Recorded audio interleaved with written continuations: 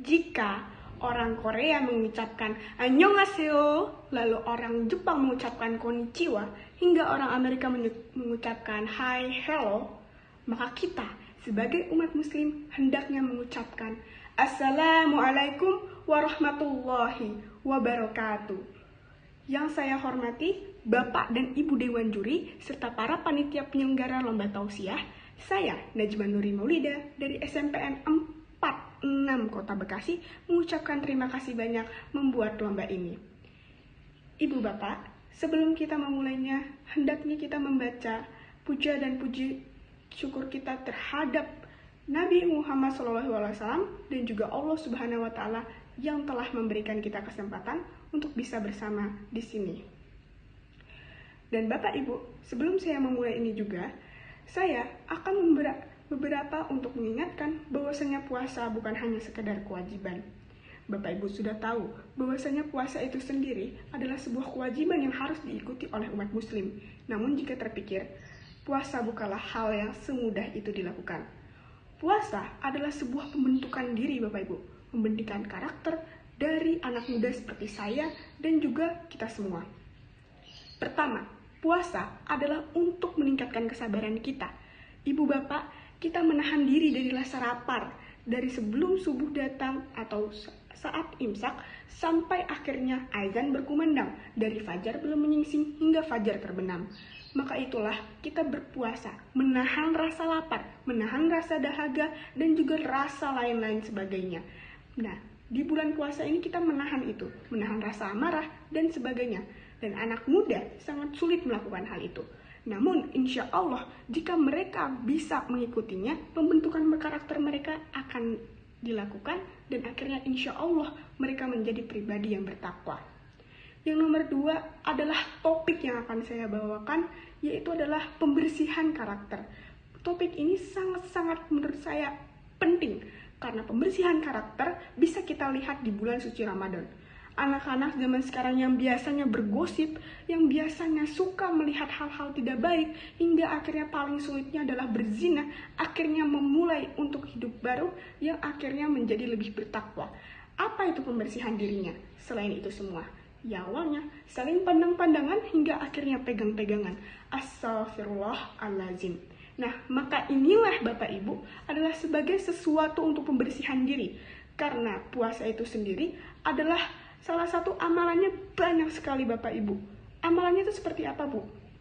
Amalannya itu ketika kita berpuasa menahan rasa lapar, menahan rasa dahaga, insya Allah kita bisa menjadi orang yang lebih baik. Amalan kita banyak dan kita bisa masuk surga bersama-sama. Dan mungkin inilah anak zaman sekarang akhirnya mengetahuinya dan mulai mendekatkan diri pada Allah dan menjauhi larangannya seperti tadi. Pembersihan diri inilah yang membuat kita bersyukur.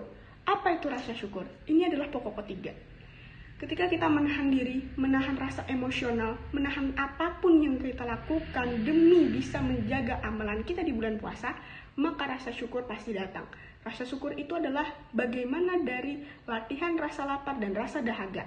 Ibu Bapak, sekarang ini kita di SMP 46 melakukan ujian, dan inilah yang biasa kita lihat bagaimana anak muda nanti mengeluh. Biasanya anak muda akan mengeluh karena tidak bisa konsentrasi mengikuti ujiannya ketika bulan puasa. Dan mereka akan tahu rasanya bersyukur nanti. Banyak kan Bapak Ibu pasti punya anak dan punya siswa dan siswi.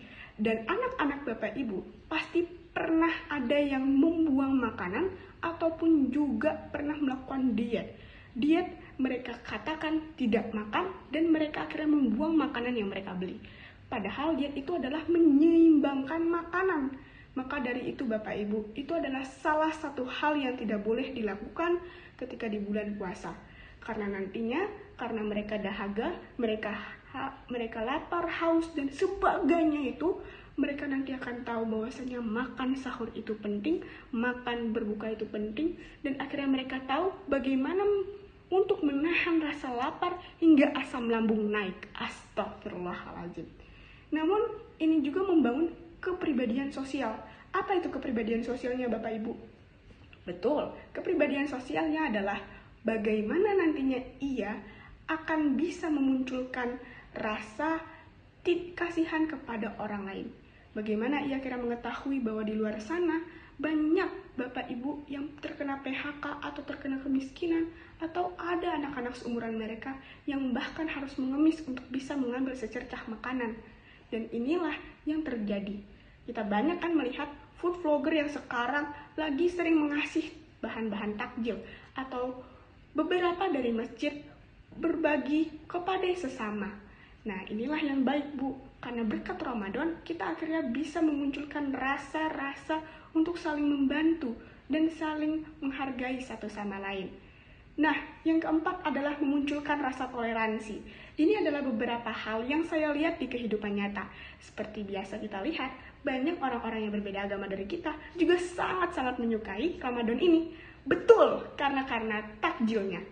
Takjil adalah salah satu persatuan dari agama tetangga dan agama kita. Banyak orang dari luar agama Islam juga ikut untuk perang takjil. Dan inilah yang menjadi persatuan dari toleransi atau persatuan dari agama kita. Masya Allah sekali kan, Bu? Selain itu, banyak lagi. Mengenai salah satunya adalah menstruktur waktu dan menjadikan diri kita lebih bertakwa. Menstruktur waktu itu apa, Bu? Kita tahu kan bahwasannya anak muda juga bersekolah dan mengikuti kegiatan lainnya. Maka itu anak muda yang biasanya di jam normalnya sebelum berpuasa sering bergadang, akhirnya lebih suka untuk bisa tidur jam 9 hingga nanti bisa sahur dan lebih menghargai waktu. Karena nanti mereka sekolah, mereka belajar, dan akhirnya mereka akan pulang jam sore, lalu akhirnya bisa menghargai waktu lebih cepat.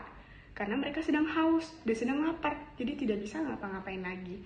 Nanti juga malam akan tarawih dan lain sebagainya, Bu. Selain menstruktur waktu, bisa menjadikan diri kita lebih terstruktur dan menjadi pribadi yang menghargai waktu, kita juga bisa meningkatkan takwa. Karena inilah sebuah kesimpulan dari beberapa hal yang tadi saya sebutkan. Karena mereka sudah membersihkan diri mereka, menjauhkan dari hal-hal seperti itu, mereka alhamdulillah bisa menjadi jauh bertakwa. Nah, segitu dulu cerita dan juga topik yang saya bawakan. Mohon maaf jika ada perkataan yang salah. Saya Najma Nuri Maulidah, hanya Allah yang sempurna kalau saya hanya murid tauladan. Terima kasih banyak. Wassalamualaikum warahmatullahi wabarakatuh.